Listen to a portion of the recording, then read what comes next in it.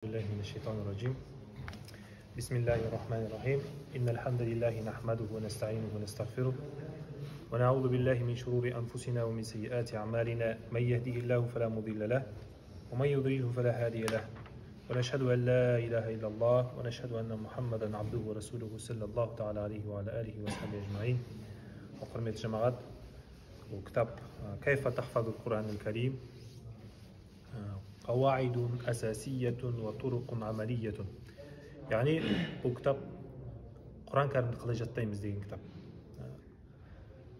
Bunun içinde arnayı fundamentalный neler var, қағидалар бар, және де практикалық жолдар бар, қалай жаттау керек.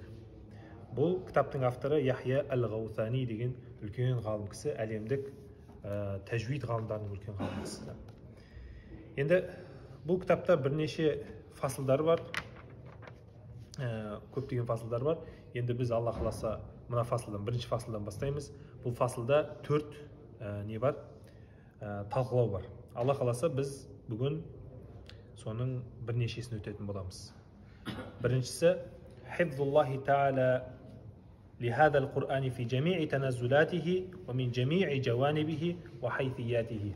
Yani Allah Subhanahu wa Ta'ala бұл Құран кәрімді түсіп жатқан кезде толығымен сақтап тұрды, және де барлық жан-жақтан сақтап тұрды, және де қалай сақтайды Аллах Тағала. Бірінші талқылау осы болады. Екінші талқылау фадлу хифзил Құр'анил Карим. Құран кәрімді жаттаудың несі? Фазилет. Үшіншісі Құран кәрімді уджубу муражаатил Құр'анил Карим ва издидкарихи. Құран кәрімді қайталап тұрудың жаңағы маңыздылығы, және де оны еске салып тұрудың маңыздылығы.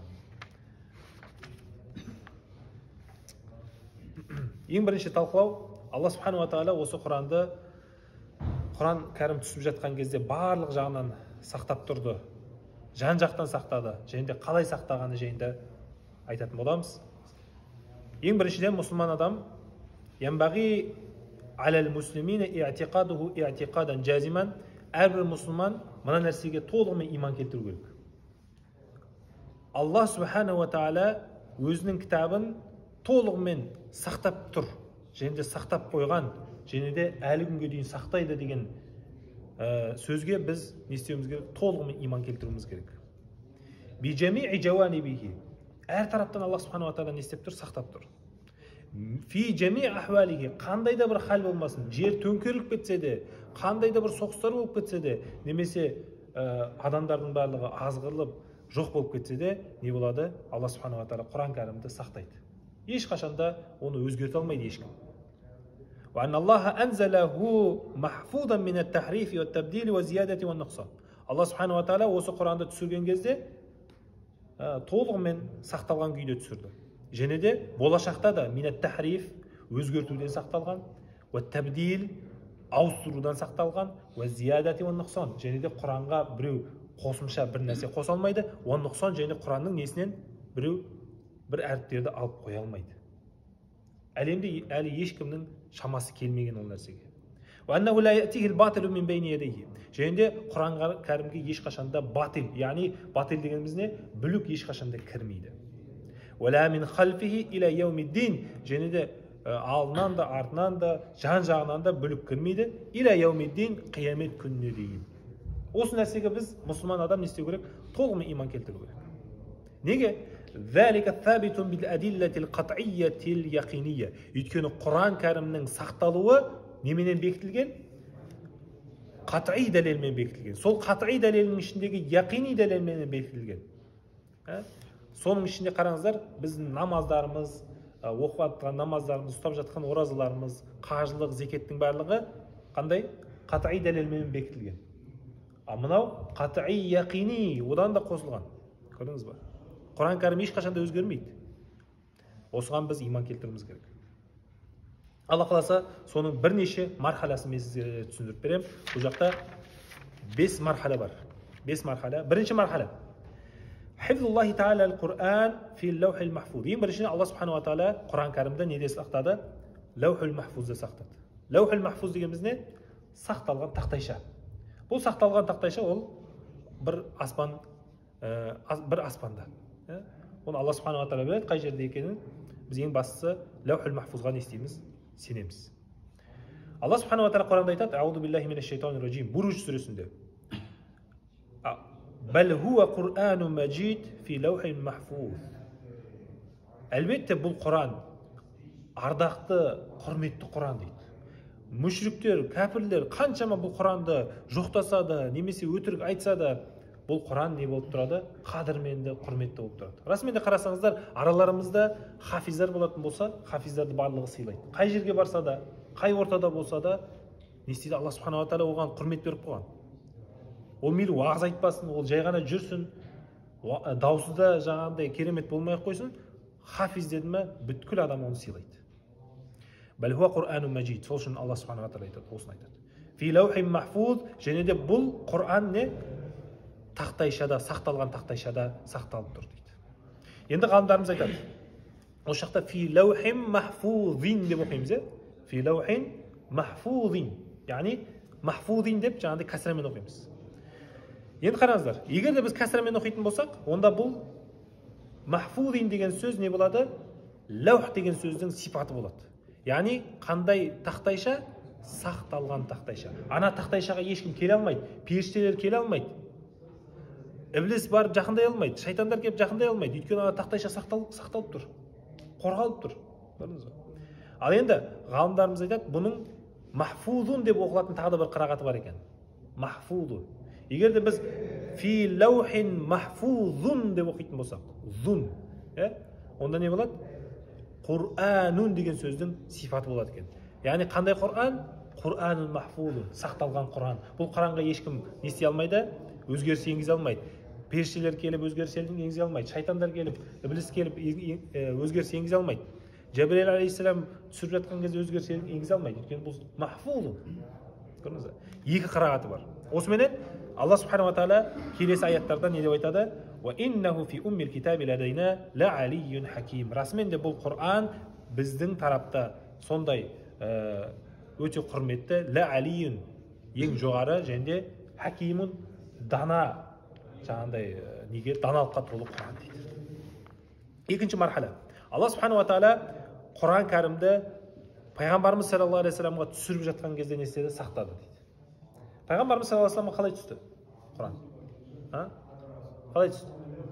Лаухул махфуздан Жәбірейіл алейхиссалам алып келіп не істейді? Пайғамбарымыз саллаллаху алейхи вассаламға түсіреді. Осы жерде Алла субханала тағала не дейді осы жайында? Аузу биллахи минаш шайтанир раджим, джин сүресінде айтып жатыр.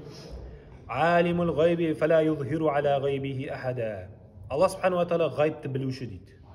Ғайыпты білуші, және де оны ешкімге де айтпайды дейді. Ешкімге білдіртпейді дейді ғайыпты.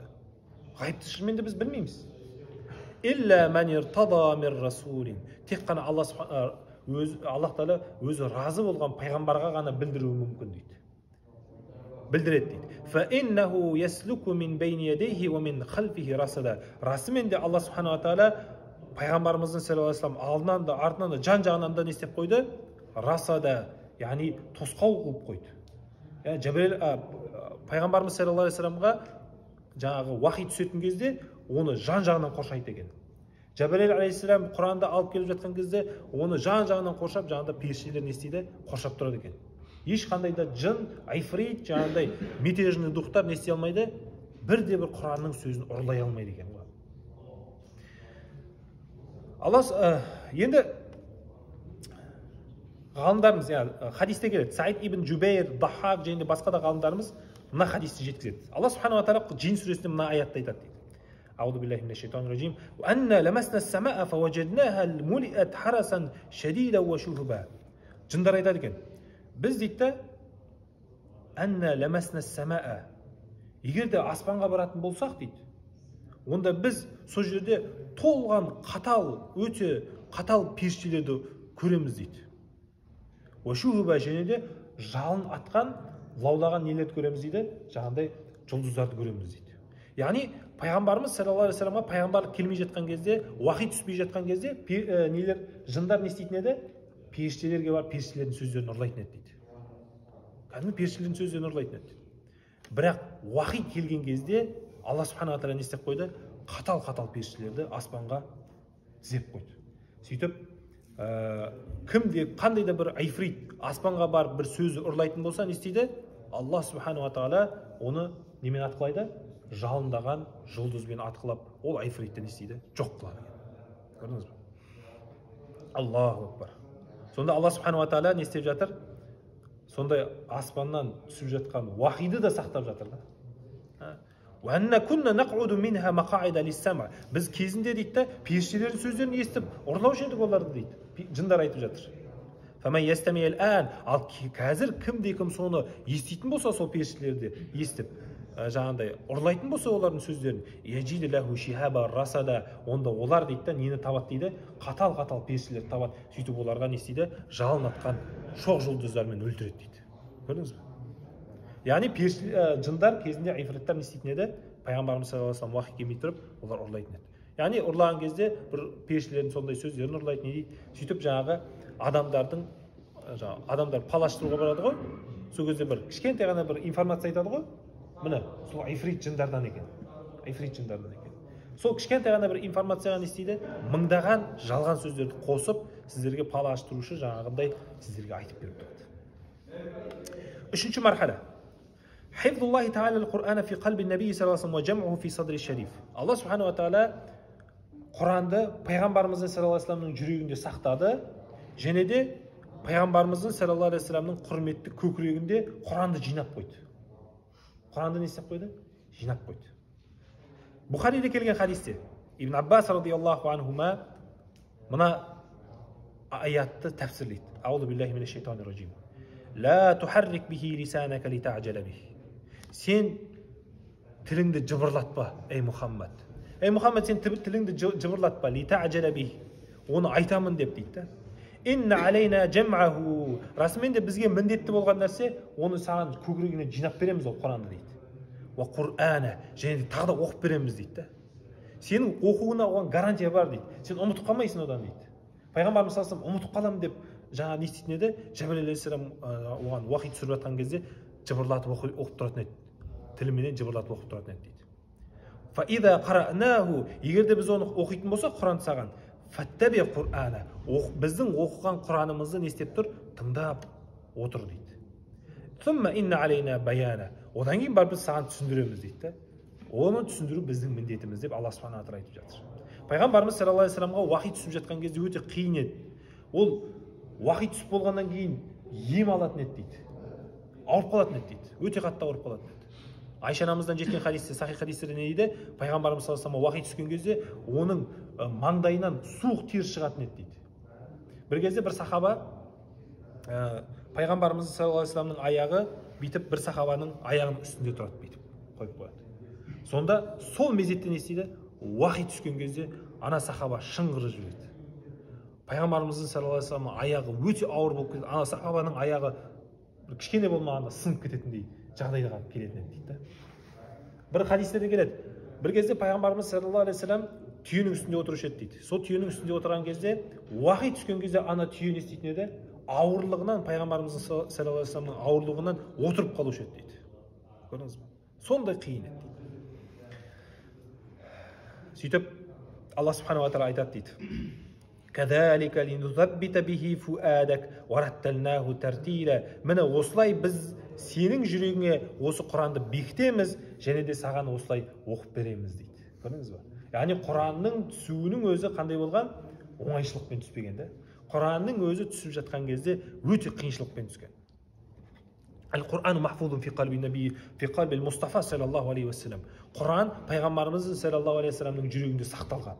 Билафзихи, ләфзбенен сақталған. Ләфз дегеніміз не?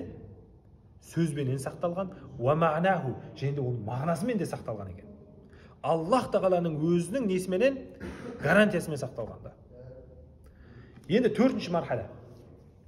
Бірінші қалай дедік?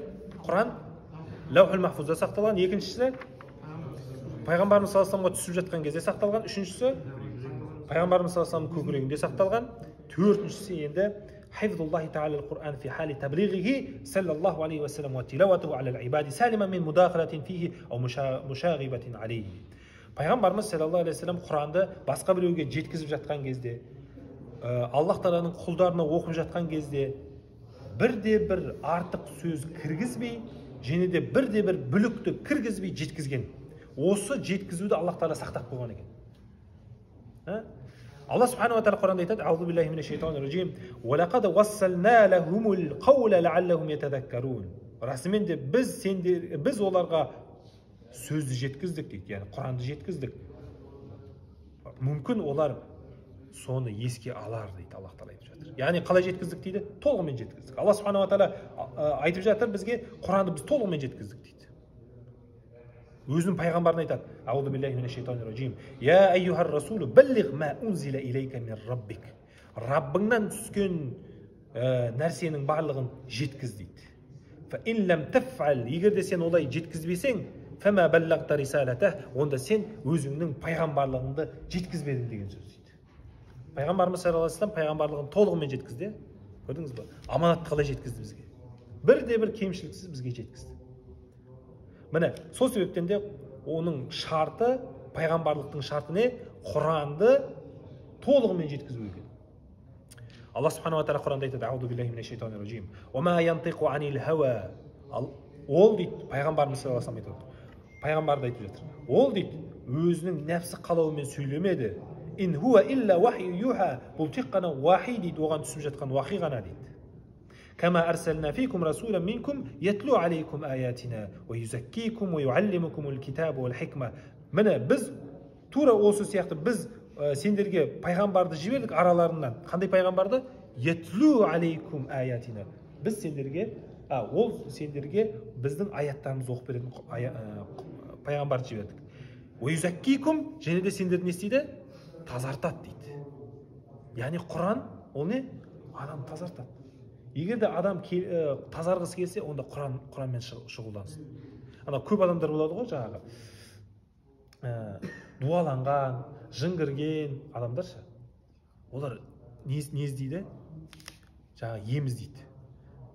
Әрбір жаңағы чтецтерге барып жүреді. Алыста ғана Қырғызстанға, Шымкентке, сол жерге барып жүреді. Қаншама ақшаларын кетіреді, бірақ сен оларға айтсаң: "Ей бауырым, міне осының емі Құран" деп айтатын болсаң, не дейді? "Маған чтецті айтып берші" дейді. "Маған емді айтып берші" дейді. Елемейді ана сөзді. Сол себептен де уизаккикум, Аллах Субханала Тағала осы сөзді айтып жатыр. Уйуаллимукумул китаба вал хикма, міне сендерге ол пайғамбар не істейді? Кітапты үйретеді, және де хикметті, даналықты үйретеді дейді. Бесінші мархала, Аллах Субханала Тағала бұл Құранды пайғамбарымыз саллаллаху алейхи вассалам жеткізіп болғаннан кейін бұл Құранды сақтап қойды. Яғни бұл әлемде қазіргі бізде Құран кітаптары бар ғой, соның бәрі сақталып тұр. Және де қиямет күніне дейін не істейді? Ол сақталып тұрады дейді. Бесіншісіне, қиямет күніне дейін сақталып тұрады Құран. Бірінші жаңа сахабаларға жеткізген, енді бізге дейін, және де бізден кейін қиямет күніне дейін Құран сақталып тұрады. Алла Субханала Тағала Құранда айтады: "Аузу биллахи минаш шайтанир раджим. Инна нахну наззална зикра ва инна лаху лахафизун." Расымен де біз Құранды түсірдік, және де біз оны сақтаушымыз, өзіміз сақтаймыз дейді. Өзі кепілдік береді. Біз Құранды жаңағыдай қаншама сақтасақ та, бірақ Алла Субханала Тағала өзі сақтап тұрады. Қаншама қорғасақ та, Алла Тағала өзі қорғап тұрады. Енді үш нәрсені білуіміз керек осы жерде. Біріншіден, Алла Субханала Тағала Құранның әріптерін және сөздерін сақтаған.